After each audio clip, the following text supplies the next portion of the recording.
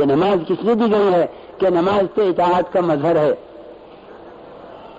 اس لیے کہیں کہ نماز کو یقین میں لاؤ اور پھر نماز کو طریقے پر لاؤ کہ جو نماز یقین میں آ جائے گی طریقے پر آ جائے گی. ہماری نماز میں اس لیے عجلت ہے, ہماری نماز میں اس لیے اطمینان نہیں ہے کہ ہمیں اس نماز سے مسائل کے حل کا یقین نہیں ہے. نماز سے مسائل کے حل کا کوئی یقین نہیں ہے, اس لیے نماز میں طمانینت نہیں ہے, حالانکہ نماز میں اطمینان کا ہونا واجب ہے. نماز میں اطمینان کا ہونا کہ واجب ہے, لیکن نماز میں کہ نماز میں اطمینان نہیں ہے. کیوں؟ اس لیے کہ اعمال کر لیے ہیں آخرت کے لیے اور اسباب کر لیے ہیں دنیا کے لیے. یہ سب سے بڑی تقسیم, سب سے بڑی جہالت یہ ہے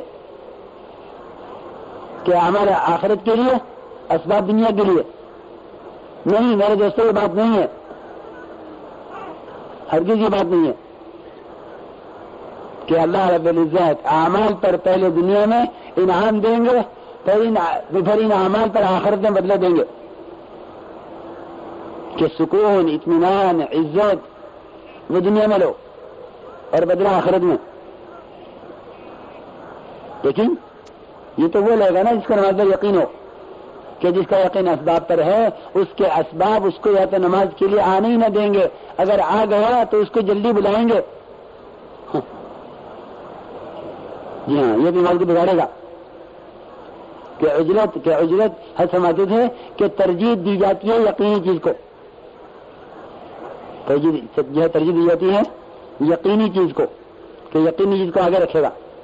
اگر اسباب کا یقین ہے تو اسباب کو آگے رکھے گا کہ یہ ہے عمل کے بگڑنے کی اصل وجہ کہ عمل سے کامیابی کا یقین نہیں ہے. میرے محترم دوستو, نماز کو یقین میں لاؤ, پھر نماز کو طریقے پر لاؤ. ہاں, صلو کما رأیتمونی اصلی, کہ نماز اس طرح پڑھو اس طرح مجھے پڑھتا ہوا دیکھ رہے ہو. ہاں, کوئی اصل نماز ہے. حضرت رضی اللہ تعالیٰ نے ایک آدمی کو دمشق کی مسجد میں نماز پڑھتے ہوئے دیکھا کہ وہ نماز جلدی جلدی پڑھ رہا تھا. تو دیکھ کر فرمایا کہ اگر تم اسی نماز پر مر گئے, اگر تم اسی اجرت کی نماز پر مر گئے تو قیامت میں محمد صلی اللہ علیہ وسلم کے لوگوں دین پر نہیں اٹھائے جاؤ گے.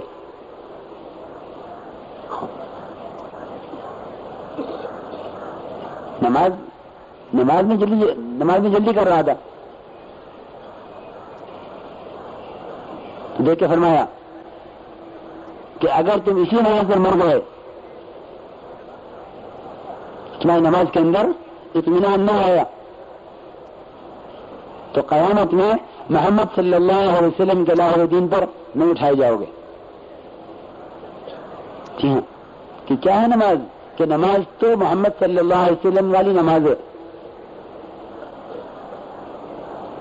پھر یہ حکم سارے دین کے لیے ہے. کیوں؟ اس لیے کہ میرے محترم دوستوں, اصل عبادت ہے. اصل کیا ہے؟ کہ اصل عبادت ہے. اور عبادت کہ عبادت ایک عمل کا نام نہیں ہے, اور عبادت صرف فرائض کا نام نہیں ہے.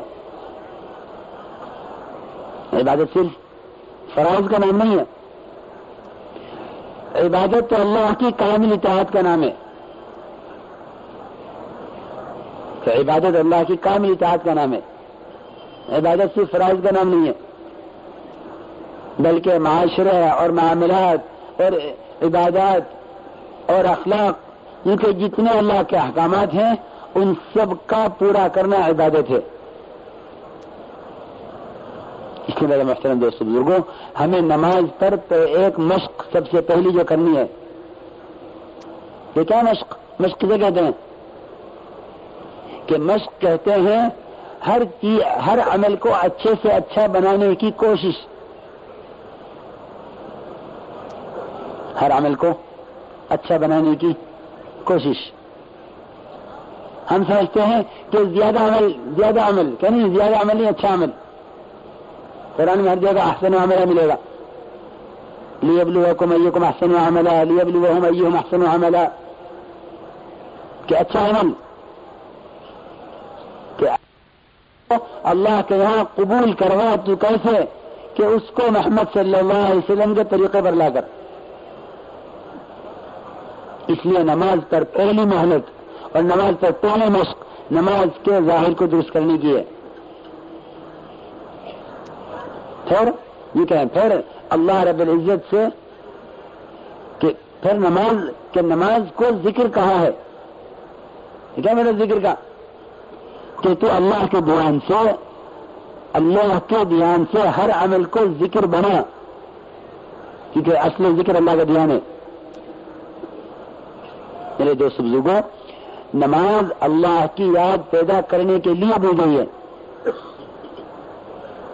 نماز دی گئی ہے اللہ کی یاد پیدا کرنے کے لیے.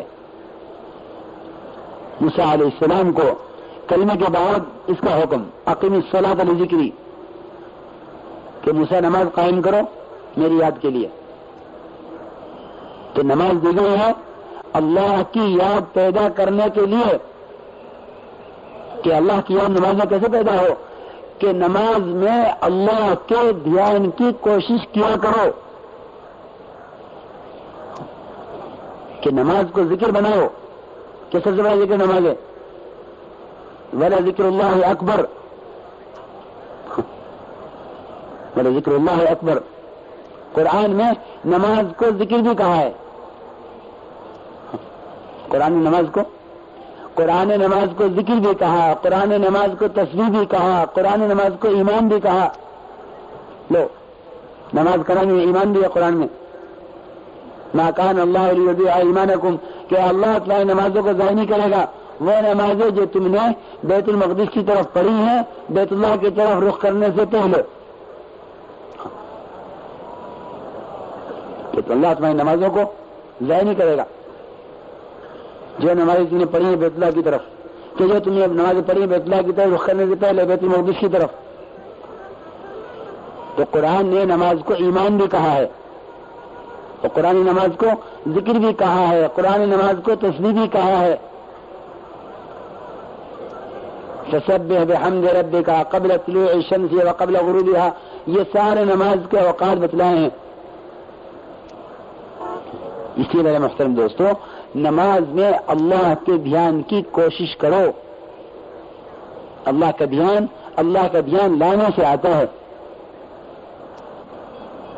اللہ کا دھیان لانے سے آتا ہے.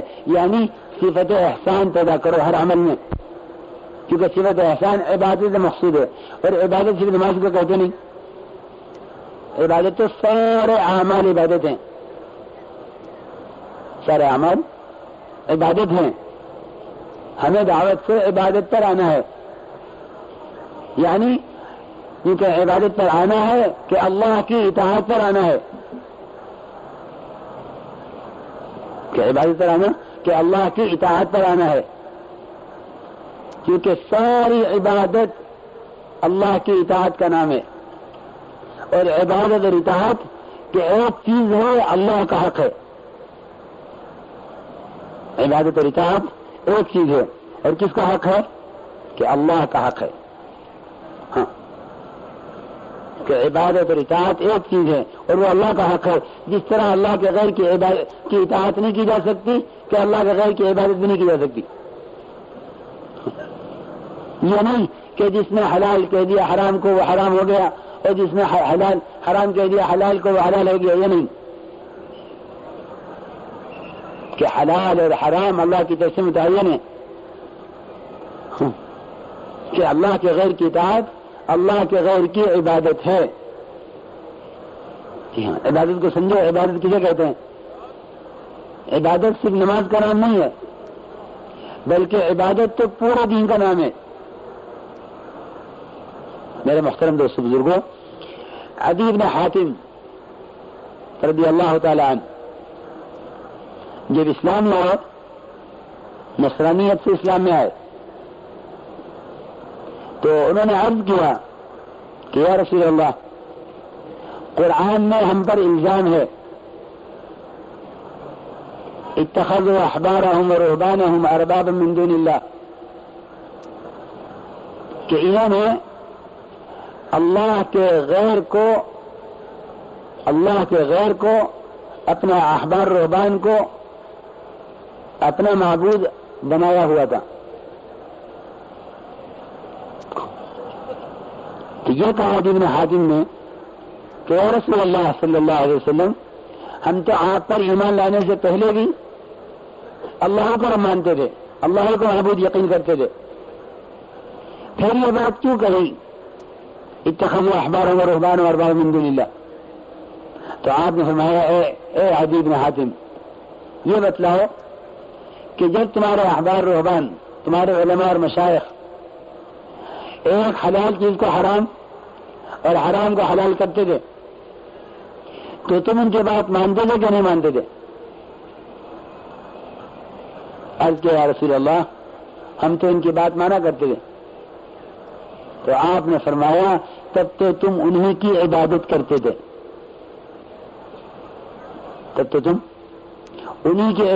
تھے، میرے محترم دوستو بزرگوں، مجھے عرض یہ کرنا ہے کہ عبادت اور اطاعت ایک چیز ہے جو اللہ کا حق ہے. جس طرح اللہ کے غیر کی عبادت نہیں ہو سکتی مسلمان سے، کہ اللہ کے غیر کی اطاعت بھی نہیں ہو سکتی. اس لیے میرے محترم دوستو، ہمیں نماز کو عبادت بنانا ہے سب سے پہلے، کہ نماز پر ایک سب سے پہلی مشق نماز کے ظاہر کو درست کرنے کی. ہاں، کہ مشق کیا مطلب ہے؟ کہ محنت، اپنی نماز کو علماء پر پیش کرو کہ عالم صاحب میرا رکوع دیکھ لو، میرا سجدہ دیکھ لو، میرا قیام قاعدہ دیکھ لو، میرا قومہ جلسہ دیکھ لو. کہ اپنے عمل کو علماء پر پیش کرو. فاسألوا اہل الذکر، کہ علماء سے پوچھو. کہ اس طرح اپنے عمل کو اچھے سے اچھا بناؤ.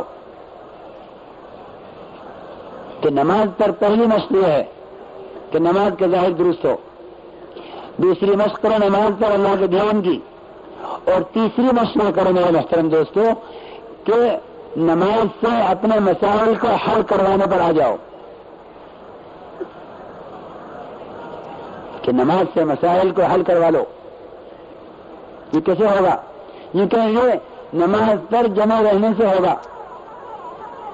دیکھو، اسباب کو مؤخر کرو، اعمال کو مقدم کرو. اعمال کو اسباب پر مقدم کرو. کیوں؟ کہ اللہ کی قدرت وعدوں کے ساتھ ہے، وعدے حکموں کے ساتھ ہیں. فرماتے تھے کہ جو اللہ کی قدرت سے استفادہ کرنا چاہے وہ اللہ کے حکموں کو وعدوں کے یقین سے پورا کرے. اس لیے میرے محترم دوستو، ہمیں نماز سے مسائل کو حل کروانا ہے. عبداللہ بن مسعود رضی اللہ تعالی فرماتے ہیں کہ اپنی حاجتوں کو فرض نمازوں کے لیے اٹھا کر رکھو. احملوا حوائجکم علی المکتوبہ، کہ اپنی حاجتوں کو فرض نمازوں کے لیے اٹھا کر رکھو. اس طرح میرے محترم دوستو، ہمیں نماز سے مسائل حل کروانے آ جائیں. یہ ہمیں اپنی طبیعتیں بدلنی ہوں گی. دیکھو، ہم نماز کی طرف جب آتے ہیں جب سارے اسباب سے مایوس اور تنگ ہو جاتے ہیں کہ اب تو کوئی سبب ہاتھ میں ہے نہیں. بیمار کو ڈاکٹروں نے یہ جواب دے دیا ہے کہ اب تو نماز سے مسئلہ حل ہوگا. نہیں، دیکھو، اعمال کو اسباب پر مقدم کرو. ہم ترک اسباب کو نہیں کہتے، کبھی نہیں کہ اسباب ترک کر دو. نہیں، یہ دعوت نہیں ہے. ہاں میرے دوستو، اعمال کو اسباب پر مقدم کرنا یہ عین دعوت ہے. اعمال کو اسباب پر مقدم کرنا یہ عین دعوت ہے. یہ کوشش ہے کہ جب کوئی حاجت پیش آئے تو عمل کو سبب پر مقدم کرو اور یہ دیکھو کہ اس حاجت پر صحابہ نے کیا عمل کیا ہے، اس بیماری میں کیا عمل کیا ہے اور اس پریشانی میں کیا عمل کیا ہے. ہاں، کہ اس سے یقینی اسباب یقینی بنیں گے. اور اگر اسباب کو عمل پر مقدم کیا تو یقین تو اس چیز کا بنے گا جس کو مقدم کیا گیا ہے. حالانکہ اسباب کے ساتھ اللہ کا کوئی وعدہ نہیں ہے. اس کی تحقیق کرو کہ صحابہ نے کس موقع پر کیا کیا ہے.